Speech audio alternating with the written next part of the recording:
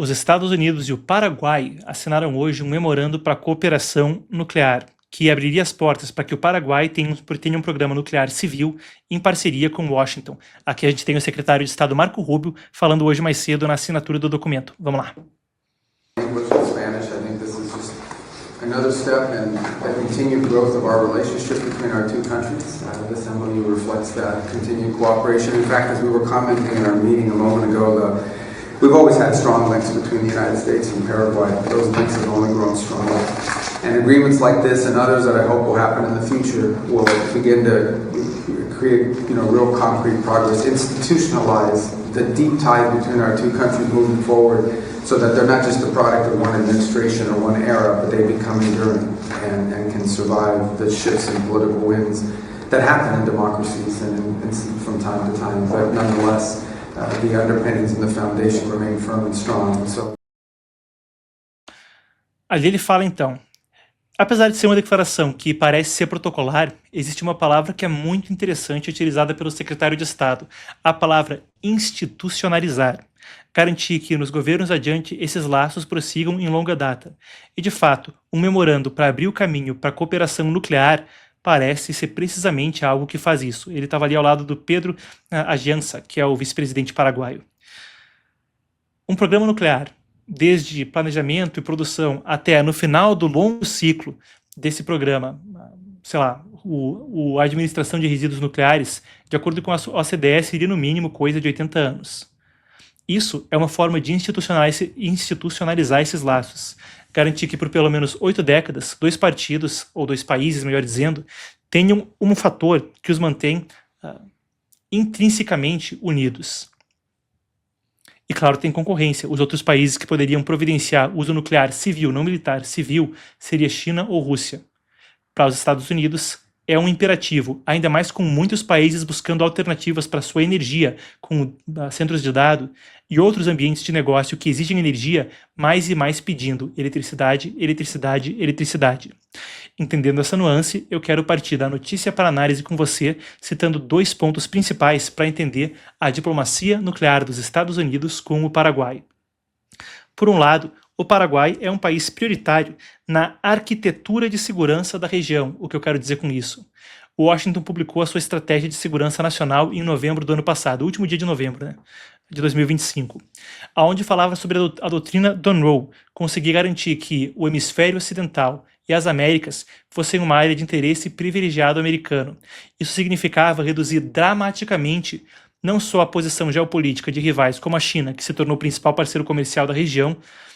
Só México, Colômbia e Paraguai ficaram com os Estados Unidos como maior parceiro comercial de 2004 para cá. Em 2009, o Brasil fez a mudança. Mas não só a China, a Rússia, que fez exercícios militares com Cuba, Nicarágua e Venezuela, todas as vezes em que estava prestes a fazer uma operação militar em grande escala no leste europeu. Foi assim em 2008 com a Geórgia, 2014 com a Crimeia e 2022 com a Ucrânia. O mesmo Irã, que atuou em concerto com o regime venezuelano, tráfico de passaportes, trânsito de terroristas, coisa bem documentada e que inclui mesmo acobertar terroristas do Hezbollah circulando por Brasil e pela Tríplice Fronteira, e reportagens citam a PF investigando isso aqui no nosso país, pelo menos desde 2014.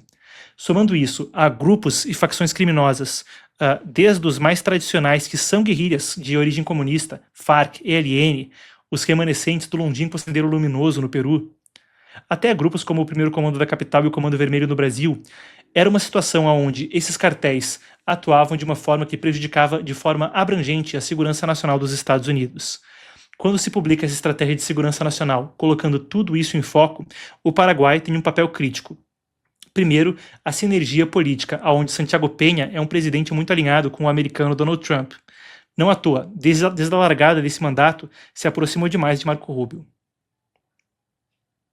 Ao mesmo tempo, é um lugar onde o ambiente de negócios, a possibilidade de isenções fiscais, a possibilidade de pouca regulação e que empresas locais prosperem, junto a combater o crime na Tríplice Fronteira com o Brasil, tornava o Paraguai um ambiente propício para essa aliança. Se seguiram 2 acordos críticos. Primeiro, o Status of Force Agreement, que abriria as portas para que forças americanas pudessem estar na Tríplice Fronteira.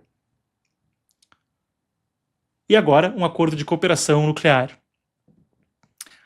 ainda assim, vale acrescentar, civil, tá? Isso eu não coloco o Paraguai em rota por uma bomba atômica, tem que ter essa distinção. Mas aprofunda a posição americana em termos de, como Marco Rubio dizia, institucionalizar essa aliança, pelo menos por 8 décadas, caso isso vá à frente. Mas a análise mais interessante é que, enquanto a gente vê isso acontecendo com o Paraguai, também é um momento que se vê isso acontecendo com outros países. A Arábia Saudita é um caso notório, aonde, em contraponto ao Irã, investia no programa de tecnologia nuclear civil da Arábia Saudita, até condicionava isso a uma aliança de reconhecimento diplomático com Israel, os Acordos de Abraão. Quer dizer, reconfigurava o Oriente Médio usando isso como poder de barganha.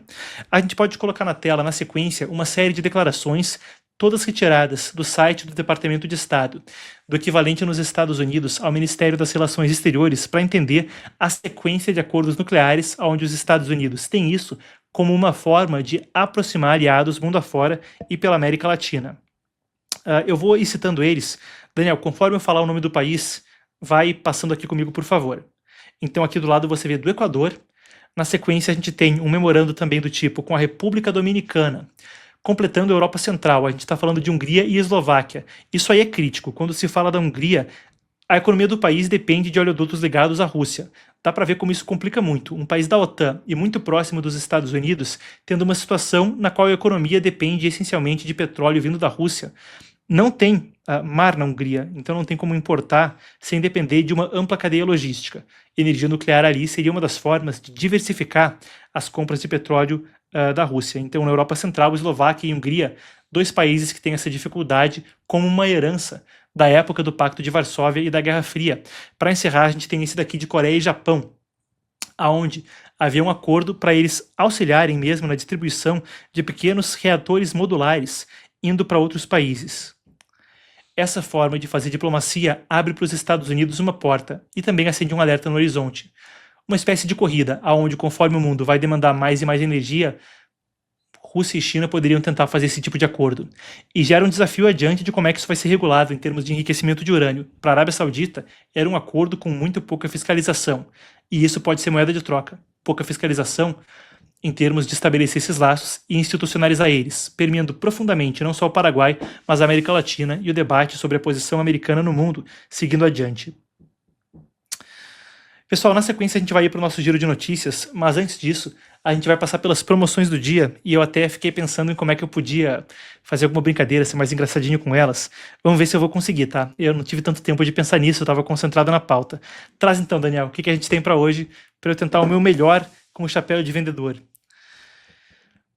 Isso é engraçado, né, pessoal? Até a imagem dele é engraçadinha. Mas, por engraçada que seja a imagem, o preço tá sensacional. Um massageador de pescoço. Tá estressado, com ambiente geopolítico tenso, eleições. Eu falei alguma coisa que despertou aí aquele sentimento desagradável por acaso. Então, vai acabar a live e você vai colocar o massageador de pescoço com aquecimento e vai dar uma descansada aí. Eu não sei como é que ele faz a massagem, se essas mãozinhas aí se mexem, mas é interessante aí para dar aquela descomprimida. E o preço também tá para relaxar e comprar. 54% de desconto, preço só hoje. Que mais, Daniel? Roda. Prateleira porta condimentos. Se as notícias não estão apimentadas o suficiente, você vai colocar o seu tempero nessa prateleira e preparar alguma coisa aí que o vale. O desconto não está tão grande, 7%, isso dito o preço está excelente, é só apontar a câmera do código QR. Se você for para o link, tá? Não tem só essas promoções, tem muitas outras, para quem quiser investigar a fundo o que a gente tem para oferecer em parceria com o Mercado Livre. Para fechar é o quê? Kit de presente do Dia dos Pais. Olha, isso aí premente, tá? Se as eleições estão há pouco tempo, o Dia dos Pais já é domingo. Então, copo térmico e facas de churrasco. Ó, copo térmico de melhor pai do mundo. Esse aí era bom eu até ver se eu não dava pro meu pai. Eu dou umas canecas pra ele de super pai, esse tipo de coisa. Ele fica com dó de bebê e coloca numa prateleirinha no escritório dele. Tem um monte ali pegando pó. Mas também é fofo até que ele não usa, né? A última que eu trouxe pra ele de caneca foi uma que tava escrito... Foi em uma viagem para os Estados Unidos, eu trouxe uma que tava escrito Dad Joke Fuel. E tinha um cafezinho desenhado, que é combustível de piadas de pai. Mas ele deixou ali na prateleirinha junto com as outras. Bom, estão aí então as ofertas de hoje.